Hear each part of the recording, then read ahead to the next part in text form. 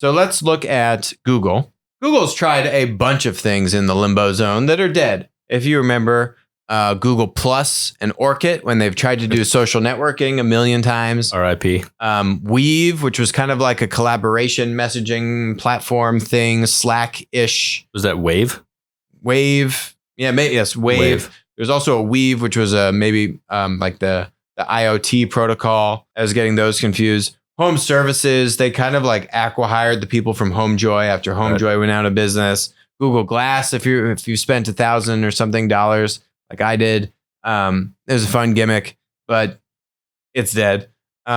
Shopping is the thing that's still going. It's been around. It's gone through many iterations, I would say. They're getting sued over it. I wouldn't say it's very successful, though.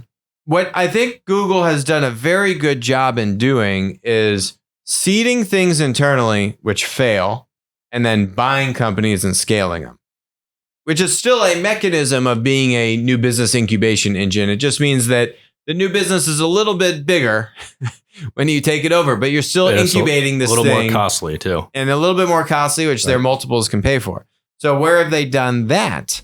Let's look at the monopoly bucket here. So search, that was homegrown. That's the big money maker. YouTube. So if you remember, they started Google Video. Google Video was running, but Google Video was moving slower because Google was putting more protections around IP and infringing content. YouTube was Wild Wild West and said, hey, just put any video up on YouTube. I'm a startup. I don't care about getting sued. No one's going to sue me because I'm not Google. I don't have a bunch of money.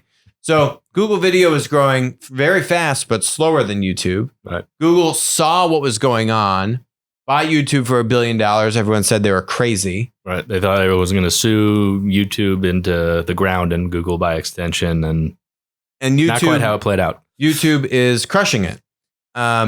Android, same thing. Much smaller acquisition. They bought it for about $50 million. Right. And then we're able to put together this consortium, the Open Handset Alliance. They bought it in about 2005 or 2006 too, well before the iPhone and the stuff came out. So it wasn't reactive. They had been working on this for a while. Yeah, but Eric Schmidt was on the board of Apple and saw what was going on. But yes. And then Steve Jobs pledged to pummel Google into the ground. But yes, they bought it for 2005, worked on it for 3 years at least, put a bunch of resources into it, and then was able to get the handset manufacturers and the telecoms and everyone lined up. Yep. And then build the developer ecosystem. Huge success. What's coming behind that? I'd say, Google Docs has been very successful. And is a viable competitor to the Microsoft Office suite. Yeah. And then the rising stars. So this is what's really exciting for me. I'm probably most excited about Android Automotive, which is different than Android Auto, which I could put in here, but I didn't. Android Automotive we've spoken about this as a operating system in the vehicle, which they've inked deals now with Honda and GM 2 weeks ago. I think maybe Volvo as well. There was one other one in there. Yeah, the Volvo.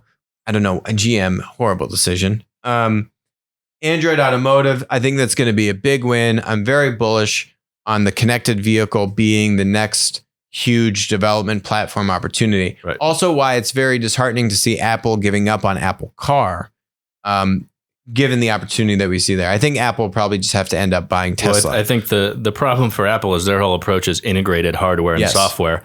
And that's harder to do in a car than just own the software component, which Google says, we'll work with the OEMs. Exactly. And so the Apple approach to things is not necessarily going to work as well in a car because they've done a great job with, first laptops and then smartphones. Yep, it just works. Car is a very different beast to get into that supply chain. Right, Elon's got to get some volume up and then they'll buy it and maybe he'll become CEO of Apple, which I think he'd be interested in because then he'll definitely get to Mars. But anyway, Android Automotive is very exciting. Google Home is very exciting. They're definitely in the top two with Amazon in the lead with the Alexas. Also very disheartening that Apple missed this, given that they've already were in the home with TV and all these things. So I'd probably put Google, and again, what's not in here? So what's not in here that's a linear service from Google? I think we're missing Verily in Google Health and the stuff they're doing there. I'd say that it's as a platform. I would add that on Rising Star. I think it's probably earlier on than some of these other things, but the potential, again, healthcare is massive, and they've gotten some big partnerships with some of the big pharma companies, for example, that they announced earlier this year. So that's definitely got some momentum behind it. Mm-hmm. But what linear things from Google are not on here? Gmail. Yes, exactly. I think Waze is probably also one that I would put in critical mass. I put like Google Maps on here. Yeah. Some of the key killer apps. Waze is definitely a platform, so I would add that. Google Maps less so. It's more about automated kind of sucking data in, whereas Waze has much more of a user generated component. Yep. So Waze and Verily we could add in. Verily, it's a subsidiary, but very, very separate from Google. So I would probably put Google at about, I don't know, an 8 out of 10 in terms of, I think, where these things could go for them and how big that could be for them in the future. I would give them about a 7 for execution and probably like a 9 for potential. So I feel like 8's probably a good place to put them. I think that they're in all the spaces that are going to be really big in the next 5 to 10 years and have really strong initiatives, health, auto, home.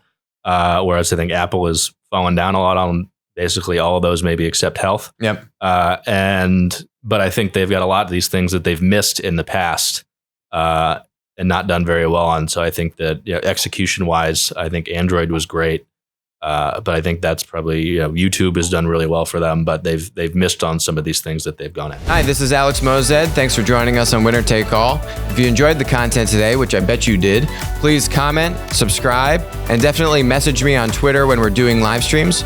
Also, please note, all opinions expressed about stocks or public companies on the show are exactly that, opinions. This is not investment advice. Don't act on it. WisdomTree licensed Applico's Platform Insights data product to aid in the creation of the PLAT ETF.